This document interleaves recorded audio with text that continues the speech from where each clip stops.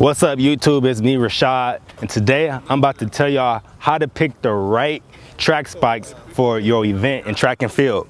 First of all, I'm gonna start off with sprints. A lot of my supporters are sprinters, even though I'm a middle distance runner. All right, so the first track spikes I have right here are sprint spikes. I actually have a couple sprint spikes. Now, one thing you want to notice about these sprint spikes is that you'll see that they all tend to have a solid, hard bottom.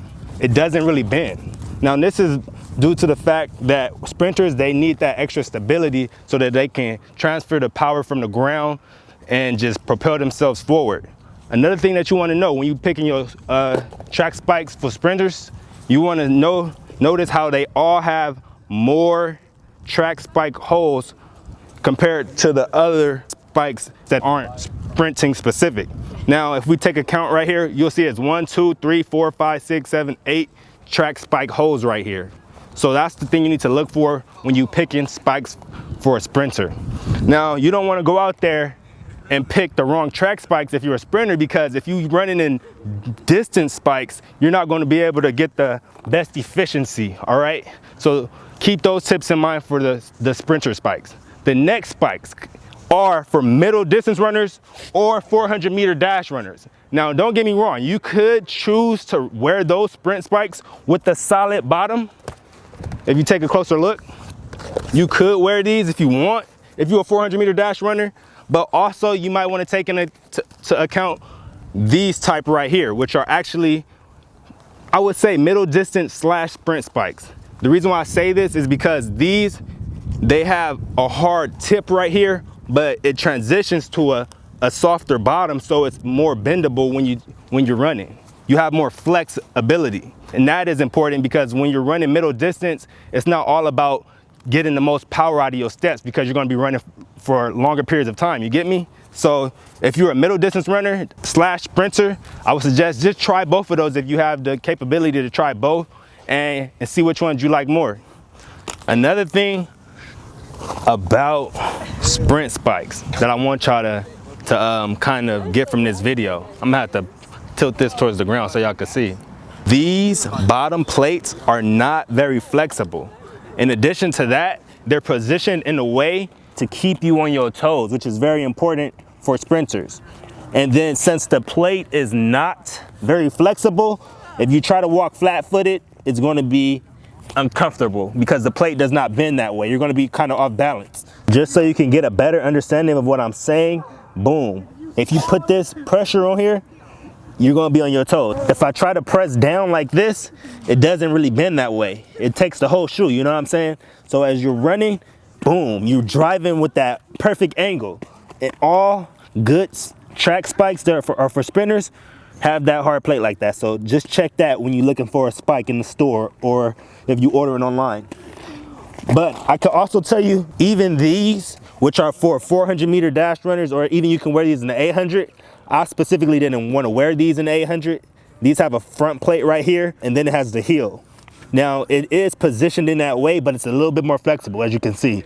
I can bend this whole track spike and keep this front end on the ground. These were cool, but these were not my favorite spikes. As an 800-meter runner, I know I said these are for sprinters right here, but I did wear these, and I did PR in these right here, these track spikes. And these is also custom with my name on it. You see what I'm saying? Next pair of spikes that I have right here are distance spikes. These are more for distance runners. So if you run events such as like the 3K and above, or even the mile, you'll be looking for something like this.